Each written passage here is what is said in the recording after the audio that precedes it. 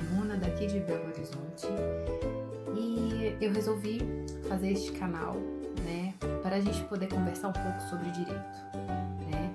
Na verdade, eu tentar passar para vocês um pouquinho do que eu sei e aprender muito também com vocês, tá bom? Eu trouxe hoje, né, um assunto que está sendo muito discutido, né, na atualidade, nessa crise toda, nessa pandemia que a gente está vivendo hoje, não só no nosso país, mas no mundo. Mas essa medida provisória foi proposta, né, foi decretada pelo nosso presidente Jair Bolsonaro e tem sido alvo de muitas críticas, muitas dúvidas, né? Gente a favor, gente contra. O que mudou nessa MP, tá? O que acontece? No texto dizia que haveria suspensão de salários, né? Ontem o presidente, né, voltou atrás e disse que vai revogar essa parte. Mas o melhor de tudo é que eu trouxe para vocês um mestre em direito do trabalho. Se eu for falar titularidades dele aqui, os títulos dele, eu vou ficar aqui até amanhã.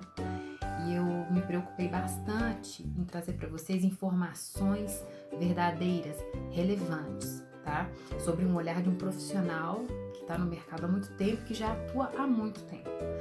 Eu não tô aqui para discutir política, se o Bolsonaro tá certo ou tá errado. Eu tô aqui para trazer informações para vocês, tá bom? Este canal é voltado não só para estudantes de direito, não só para advogados, não só para pessoas da área jurídica. Esse canal é para o cidadão, para o povo. Então é por isso que eu tomo muito cuidado em trazer informações para vocês de uma forma que todos possam entender, de uma linguagem fácil, objetiva, tá? E qualquer dúvida que vocês tiverem, crítica, sugestão, por favor, coloque aqui nos comentários. Vai ser um prazer em ler. Aqui que eu vou falar de novo, não é discussão de política, né? Eu só tô trazendo informação, né? Eu tô tentando ajudar, tá bom? Então, comentários como o presidente atual é isso, o presidente anterior era aquilo, sabe? Eu não queria que acontecesse discussões sobre isso, né? E sim sobre o tema proposto, se tiver alguma dúvida, alguma crítica, né? A opinião de vocês em relação ao vídeo, né? E se tiver alguma dúvida, pode perguntar que eu como professor, a gente vai, assim, ter o máximo prazer em ajudar. Mas aqui, galera, não é política, tá bom? Aqui é apenas um canal informativo para vocês. Espero que vocês gostem. Fiquem com o Eduardo Darras esclarecendo essa MP. Antes de mais nada, queria agradecer o convite, tá? É um prazer, uma honra poder contribuir de alguma forma, principalmente para o seu canal, que de antemão já parabenizo pelo conteúdo que você tem trazido para a sociedade, notícias importantes de relevo, principalmente nesse momento onde existe uma gama de fake news rondando a rede. Nós temos um canal seguro com informações reais, é muito importante para a sociedade, então parabéns mais uma vez.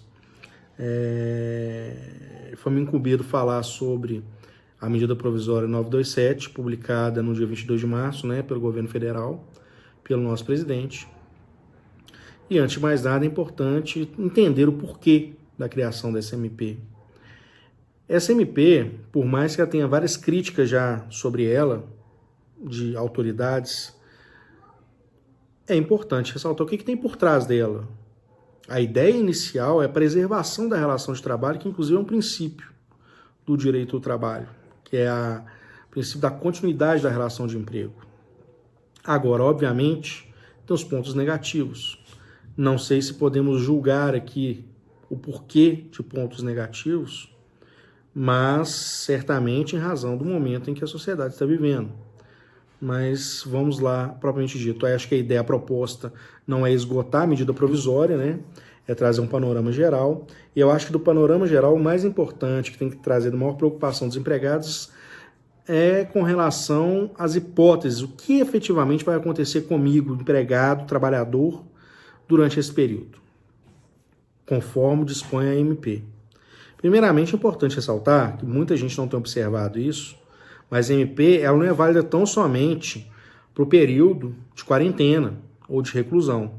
Ela é válida até 31 de dezembro de 2020. Então, se ela for convalidada em lei posteriormente, mantida a sua integralidade, ela tem validade até o final do ano.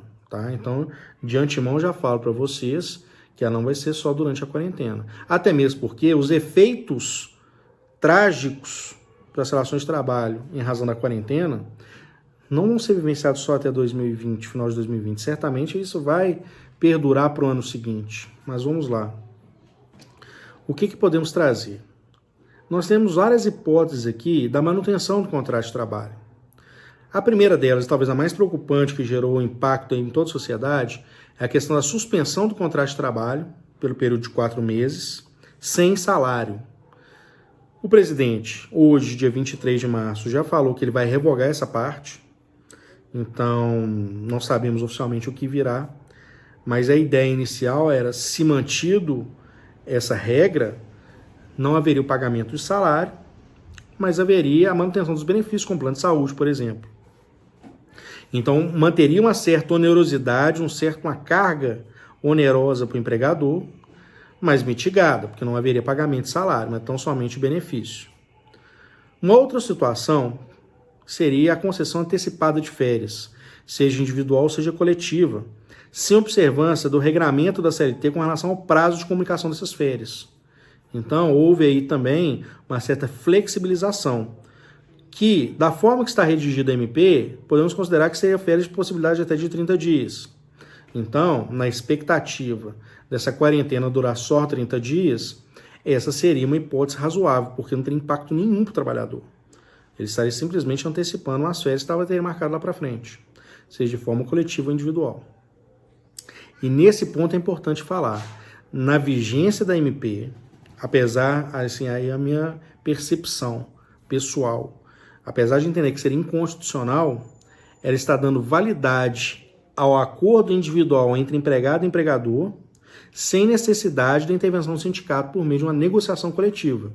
Eu acho que toda medida poderia ser cabível, porque eu sou um defensor da autonomia privada e da liberdade individual. Só que nas relações de trabalho, para dar maior segurança à relação jurídica em razão da hipossuficiência do empregado, a intervenção do sindicato ela é fundamental, porque depois para o judiciário, o Ministério Público ou qualquer outro questionar aquela validade, poxa, quem me representou e anuiu com isso foi a entidade que me representa, que defende os meus interesses. Então não poderia ser legal uma hipossuficiência nesse aspecto. Mas hoje, do jeito que está redigido a MP, um acordo simples entre empregado e empregador, redigido individualmente, tem validade plena. Outra questão seria o teletrabalho. As pessoas trabalharem de forma remota.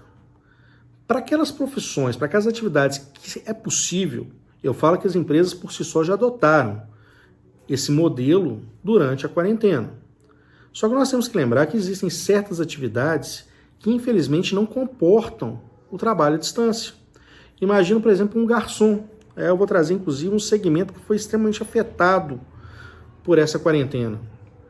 Aqui em Belo Horizonte, por exemplo, foi determinado o fechamento dos estabelecimentos de alimentação, os restaurantes, podendo simplesmente praticar o atendimento delivery, né, que é entrega a domicílio. Então, ou seja, o garçom não tem mais função.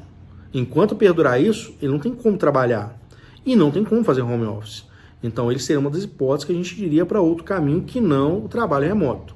Mas o trabalho remoto trouxe também a MP uma flexibilização muito grande com relação à sua possibilidade, a questão até do prazo de comunicação dessa alteração, trouxe muita segurança para esse teletrabalho. Nesse ponto, está muito seguro para o empresário realizar esse tipo de possibilidade durante a quarentena. E outro ponto que eu acho de relevância para trazer para vocês seria a questão do banco de horas também. Esse período em que teria esse afastamento seria computado como banco de horas e depois compensado após tudo voltar ao normal. Temos ainda algumas questões inerentes à saúde e segurança do trabalho, como a relativização, questão inerente à FGTS, né, recolhimento de FGTS, mas são questões de menos importância. Acho que o que tem trazido preocupação para o empregado e para o empresário hoje é como é que eu vou fazer durante a quarentena. Eu acho que esse é o maior impacto. Eu acho que ainda vai ter muita discussão em cima dessa medida provisória, justamente porque vários pontos já estão se discutindo hoje a sua inconstitucionalidade.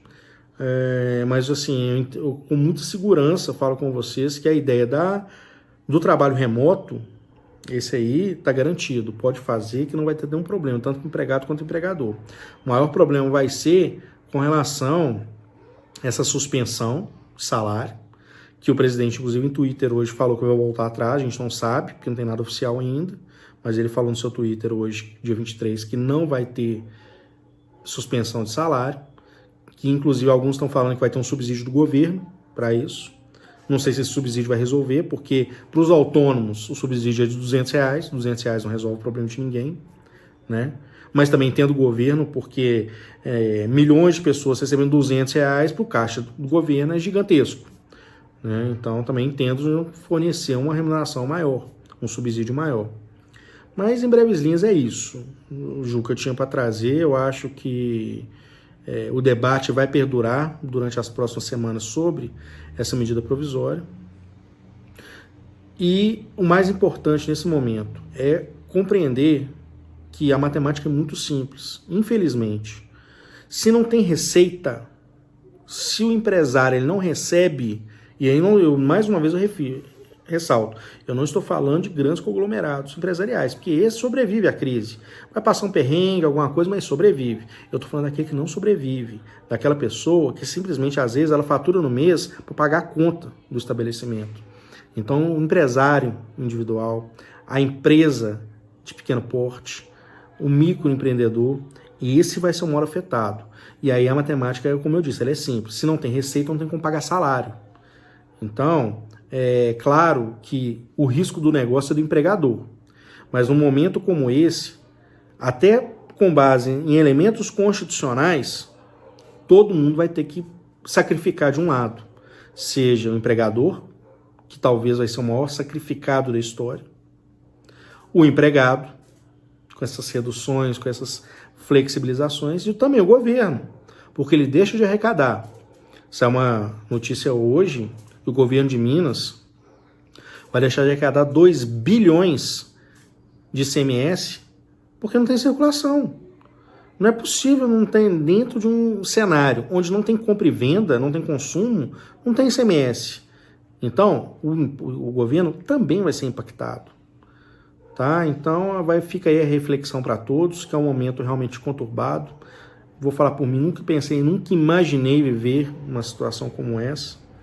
Mas certamente, com muita força, muita fé em Deus, nós vamos passar por cima de mais esse obstáculo e superar essa crise com muito esforço, muito trabalho e muito bom senso do empregado, do empregador, do governo e do judiciário, no momento de analisar essas demandas posteriormente.